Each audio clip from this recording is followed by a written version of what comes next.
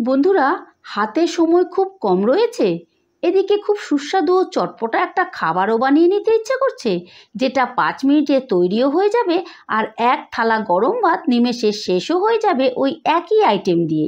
তাহলে আজকের রেসিপিটা অবশ্যই ট্রাই করে দেখতে পারো। যাকেই বানিয়ে খাওয়াবে তোমার প্রশংসা না করে থাকতে পারবে না। নমস্কার বন্ধুরা, আমি সঞ্জু।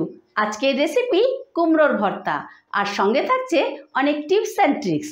ঠিক আছে, তাহলে তোমরা দেখতে থাকো রেসিপিটা আমি ঠিক কিভাবে করছি। রান্নাটা করার জন্য আমি এখানে বেশ খানিকটা লাল দেখে পাকা কুমড়ো নিয়ে নিয়েছি, আর কুমড়োগুলোকে আগে থেকে ধুয়েই আমি এরকম পাতলা পাতলা করে কেটে নিয়েছি। তোমরাও কিন্তু অবশ্যই পাকা কুমড়ো নেবে আর এইভাবে পাতলা করে কেটে নেবে, তাহলে রান্নাটা করতে খুব সুবিধে হবে। এদিকে গ্যাস ধরিয়ে একটা কড়া বসিয়ে দিয়েছি, কড়াই দিয়ে দিচ্ছি বেশ খানিকটা সর্ষের তেল। তেলটা গরম হয়ে গেছে, এবারে প্রথমেই আমি শুকনো লঙ্কা ভেজে নেব। এখানে 4টে শুকনো লঙ্কা নিয়ে নিলাম। তোমরা কিন্তু গ্যাসের আঁচটা অবশ্যই মিডিয়ামে রাখবে, না হলে এই শুকনো লঙ্কা বা অন্যান্য জিনিসগুলো যদি কালো হয়ে যায় তাহলে কিন্তু ভর্তাটা খেতে তেতো লাগবে। শুকনো লঙ্কাটা বেশ লাল লাল করে মচমচে করে আমি ভেজে নিয়েছি, এবারে তুলে নেব।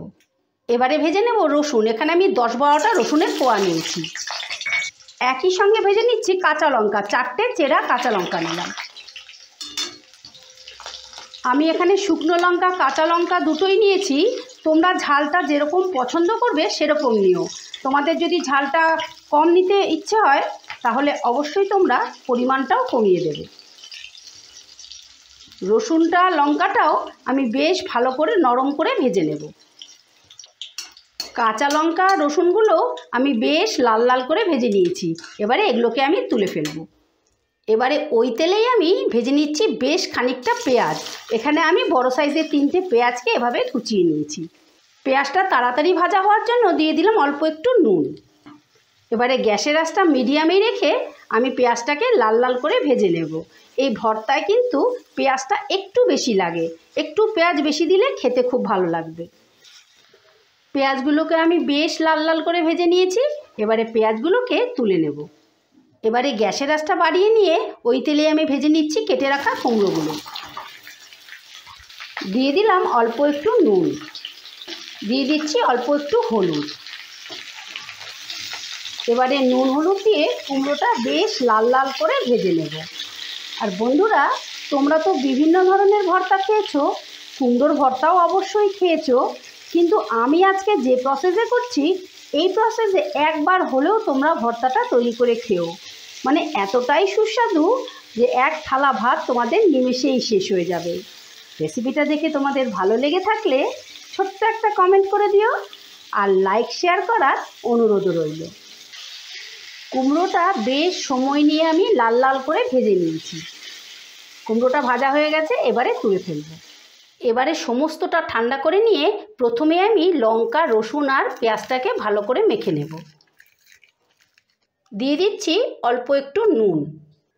নুনটা কিন্তু তোমরা অবশ্যই টেস্ট করে দিও, কারণ পেঁয়াজে নুন আছে আবার কুমড়ো ভাজাতেও নুন আছে।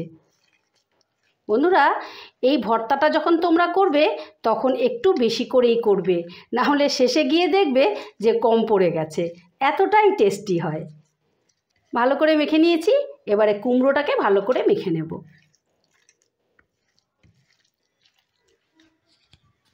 একই সঙ্গে দিয়ে দিচ্ছি বেশ খানিকটা ধনেপাতা, আর টেস্টের ব্যালেন্সের জন্য দিয়ে দিচ্ছি অল্প একটু চিনি। যে কোনো নোনতা জিনিসেই চিনি দিলে কিন্তু টেস্টের ব্যালেন্সটা ভালো আসে, তাই অল্প একটু চিনি দেবার চেষ্টা করো। এবার ভর্তাটাকে ভালো করে চটকে চটকে মেখে নিতে হবে। শেষে দিয়ে দিচ্ছি অল্প একটু কাঁচা সর্ষের তেল। ভাজার মধ্যে তো তেল আছেই, কিন্তু একটু কাঁচা সর্ষের তেল ভর্তার মধ্যে দিলে কিন্তু টেস্টটা অনেকাংশে বেড়ে যায়। এবার তেলটা দিয়েও ভালো করে মিশিয়ে মেখে নেব। ভর্তাটা আমি বেশ ভালো করে মেখে নিয়েছি। এই দেখো কতটা লোভনীয় লাগছে না? দেখলেই মনে হচ্ছে এক্ষুনি খেয়ে নিই। গরম ভাতে কিন্তু দারুণ লাগে। ভর্তাটা ফাইনালি রেডি, এবার তোমাদেরকে পরিবেশন করে দেখাচ্ছি। এই দেখো বন্ধুরা, কুমড়োর ভর্তা ফাইনালি রেডি। আজকের ভিডিওটা ভালো লেগে থাকলে আমার চ্যানেলটা সাবস্ক্রাইব করে পাশে থাকার অনুরোধ রইল। আবার দেখা হচ্ছে নতুন কোনো ভিডিওতে। ঠিক আছে, টাটা।